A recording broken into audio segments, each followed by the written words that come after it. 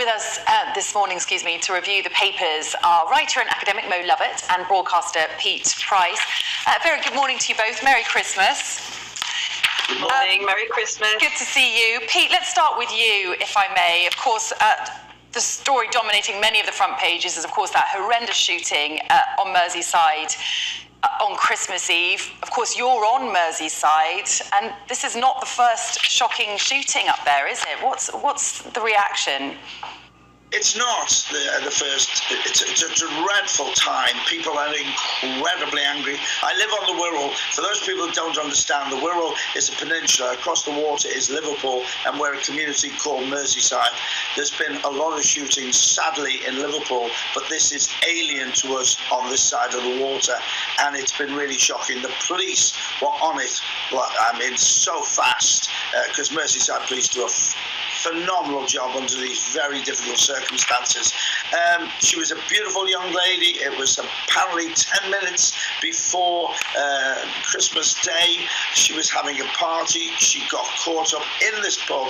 She got caught up in the middle of a shooting, it appears, and it's just dreadful. 4 people have been injured. 1 is critically ill now as we speak.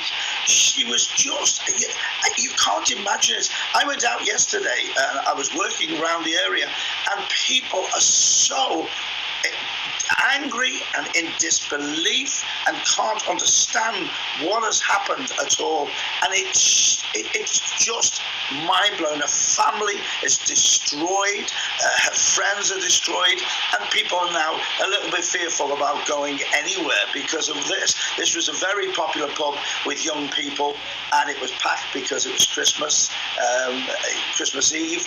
It beggars belief the way people can get guns these days, the way people can just shoot like they think it's a Wild West show. It's disgusting, and I can't imagine how people are feeling in the family. I saw the father and family arrive with flowers, and Ellie's just a beautiful soul who has lost her life, and Christmas has been destroyed forever for many, many people. Yeah, absolutely. Poor family, and of course the police say that Elle wasn't the intended target, but of course absolutely tragic. Ellie, sorry, I should say. Mo, do you want to add anything to that before we move on? Well, only the fact, to reinforce how tragic it is. It's sort of a story we can all relate to. The first Christmas out of COVID restrictions, a group of friends celebrating the turning of Christmas into Christmas Day, and this tragedy befalls them. I think we can all relate to that because it could have been any one of us, and I think that's what makes it so tragic. And it's not surprising that a close community like that feels it's an attack upon them, because it is. I mean, how dare somebody so, mindlessly destroy the lives of so many people in that one instance? It's tragic. Yeah, absolutely. Moving on, Mo, the Daily Telegraph front page. You've highlighted this story that energy companies are increasing customers' direct debits even when their accounts are in credit. What's all this about? Yeah, I'm afraid I'm a little bit obsessed with energy bills at the moment, probably like a lot of other people. This is an investigation by the Telegraph that finds that energy companies are keeping hold of almost £2 billion of customers' cash. And basically what they're doing, they're continuing to increase direct debit amounts, even when the customers are in credit themselves. And in many cases, by thousands of pounds in credit. One woman that the Telegraph found, one customer said she's handed over £2.5 grand last year for energy she hasn't even used, and she's barely had the heating on. Essentially, it's coming up in some of the accounts of some of the companies as deferred income. So basically, they're hanging on to this, and they've been sort of criticised for kind of using it to prop their businesses up by a former Ofgem board member, Christine Furnish, in the Telegraph there. Centrica, who owns British Gas, who are said to have had sort of nearly 600 million of customers' money in abeyance, have said that it's ring-fenced, that it's ring-fenced and it's not being used as kind of, capital, working capital.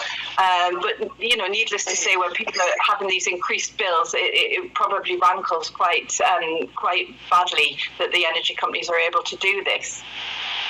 Pete, you want to say something? Do you want to jump in there? I do indeed. I think the energy companies are a disgrace. If they were kind and thoughtful like they're trying to make out, they would give some of this money back now, because this money should be in the pockets of people who are struggling, and we know everyone's struggling. So if they were caring as they say, give the money back now and help the public out there.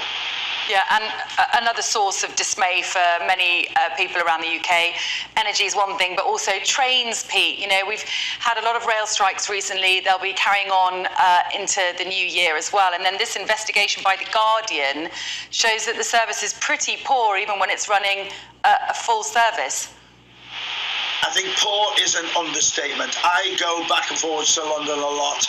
I've been going on Avanti. One train I went on, 9 carriages, 9 full carriages, not one toilet was working, and we had to have a toilet stop at Rugby. And I am paying a great deal of money for that train ticket. It's the whole system seems to be falling apart, and you don't know whether there's a strike or not, because they're just collapsing as they are, just without the strikes. Yeah, quite right. And of course, train tickets are going up as well, aren't they, in just a few months' time? Mo, the front page of the Daily Telegraph, high streets in rural areas or smaller towns have actually benefited from these rail strikes. Yeah, I mean, it's interesting on that last story that the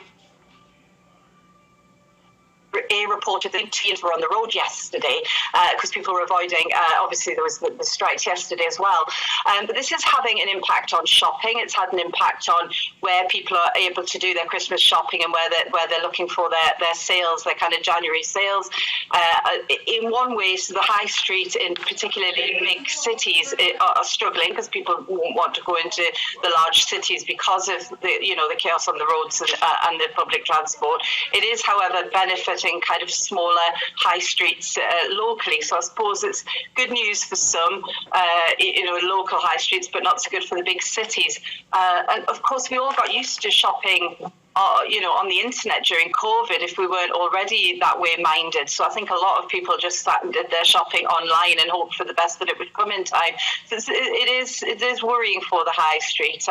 But you do hope as perhaps some of the chaos subsides, as people get used to going out more, that we'll have more of a lively public square, because I quite enjoy shopping in person. I'm not so keen on shopping online. Yeah. I think many still are, aren't they? I mean, let's end with something slightly lighter, shall we, Pete, after all this grim news around. The front page of the Daily Star, I mean, you can always rely on the Star, can't you? Blizzard lizards, when they're talking about this terrible storm that's hit the US. It's a terrible story, though. I mean, it's amusing where they put it. What they're saying is iguanas fall out of the trees with the cold weather. That's the basis of this story. But I've just come back from New York, and thank goodness I got back in time before the weather set in, because it really does struggle. I think 55 people have died so far. It really is bad weather this time. And yes, the Star have given us a lovely, amusing title, Blizzard Lizards. And I wanted to pick this story anyway, because if you go online and put Pete Price and lizards, you'll understand why. Won't do it now. But it is a serious story because there is a serious Next hour, side. I'm really sorry. Pete and Mo, thank you so much. See you next hour and more on our top stories at the top of the hour. Stay with us.